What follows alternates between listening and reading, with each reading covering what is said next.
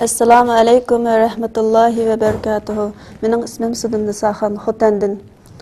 Benim yoldaşım 2015 3. ayının 3'ü Saudiya Arabistan'a ketken. Ben 2016'da pasport alıp kanunluk yani Kennedy'den bağlan Saudiya Arabistan'a. Şundan keyin Saudiyada yaşagan. Saudiyadan yana Türkiye'ye geldik. İki balam kendimizden Türkiye'ye çıktı. Şu yoldaşım berip gelip Saudiyaga berip gelip tuğan. Muş yıl 5. ayının 20'sine bilet alıp ketken. 7. ayının 30'uga bilet alıp yine qaytıp kelgili bolganda Saudiyadan tutup aldı yoldaşımni. Xitoy talab qildimi? Talab qilgan aşı tizimlikdimi beyken hamda şundan tutup alganligini, yani bilap tutup alganligini biz bilemedik.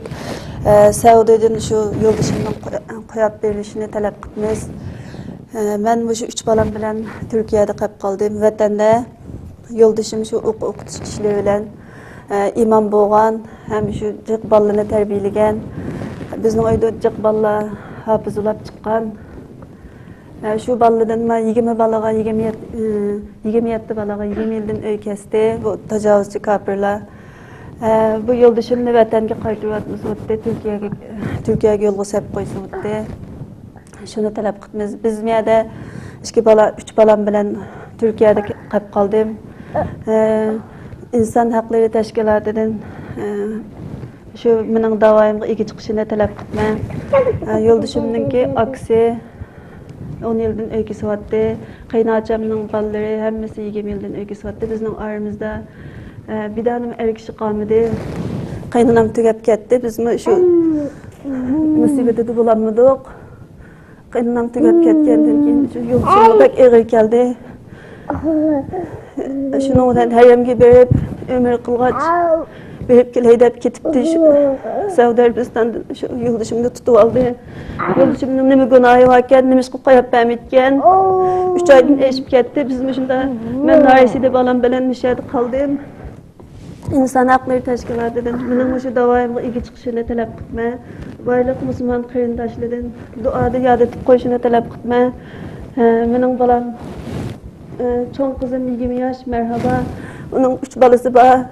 O kızım nerede, içide mi, teşte mi biz onu bilemedik. Ki oğlan Abdülhatif. O bilen onun 15 yıllık öyküsü vardı. Ondan keyin jiq ballı var, şunun arasında benim ismini de bulamayım. Ballığı beyge 15 yıl, 20 yıllık öyküsü vardı. Benim birden 2 balası var, bezelli, toy qımaqlığı. Şunday uz kilişken ballar. Bu Xitoylarning bu zo'rmigarligi bek haddidan eshib ketdi. 6 yoshga kelgan bir o'g'il balam. O'g'il balamning ismi Abdulla, qizimning ismi Shahida. Shu balalarım bilan ayrılib qolg'ili 2-3 yil bo'lib qoldi. Yo'ldoshim shu haramdan kelanmadi.